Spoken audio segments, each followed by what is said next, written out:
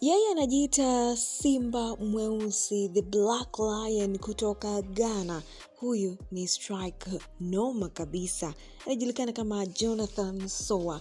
Moja kati ya matunda mazuri kutoka Ghana, lakini sasa hivi Tanzania inakula vizuri matunda yake na yanaenda kumtumia vizuri kwenye michuano ya CAF. Simba wapo kwenye michuano ya club bingwa na watakuwepo sana huko kwa sababu ya kundi lao namna watakavyochuana. Basi hiyo ndiyo itadetermine kwamba watakuwepo kwa muda gani. Jonathan Soa ni mmoja kati ya watu au wachezaji ambao wamejoin Simba hivi karibuni kwa sababu hakuwepo kabisa na pengine hata uongozi ulikuwa humfikirii kabisa.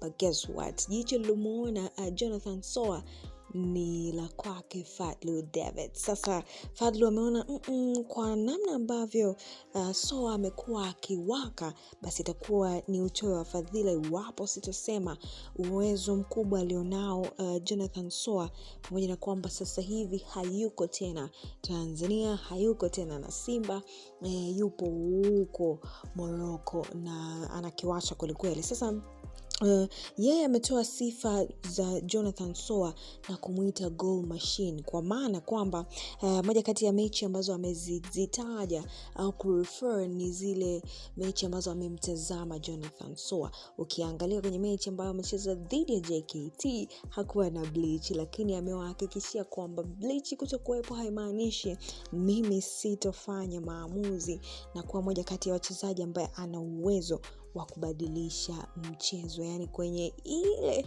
dakika moja mtakayonipa, basi nitahakikisha matokeo yanabadilika. Fadlu Davis amesema Jonathan Soa ni moja kati ya wachezaji ambao anawakubali kwa sababu ana timing nzuri sana ya kujua hapa ninabutua mwenyewe ama hapa ninampa mtu, na akifanya hivyo basi ujue hicho kitu kinaenda kutokea na kinaenda kuhakikisha kwamba kinaenda kubadilisha matokeo ndani ya muda mchache. Jonathan Soa pia sio mchoyo kabisa wa pasi, so akipata anapeleka mbele, alafu tutajua namna ambavyo tunaenda kubadilisha matokeo. Amesema pia Jonathan Soa ni mmoja kati ya wachezaji ambaye anamwamini na kumkubali kwenye matumizi ya nguvu pale ambapo kuna msitu wa mabeki umemzunguka, alafu anachomoka na mpira pale anapoona hapa sasa mimi siwezi, basi ngoja nimpasie ndugu yangu, alafu anakuwa amemaliza.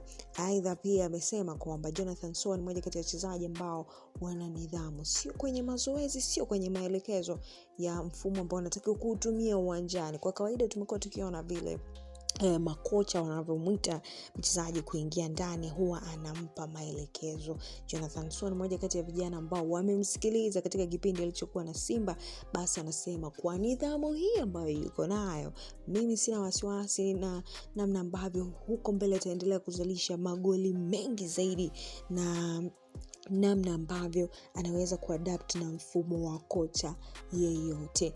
Amepita kwa namna tofauti.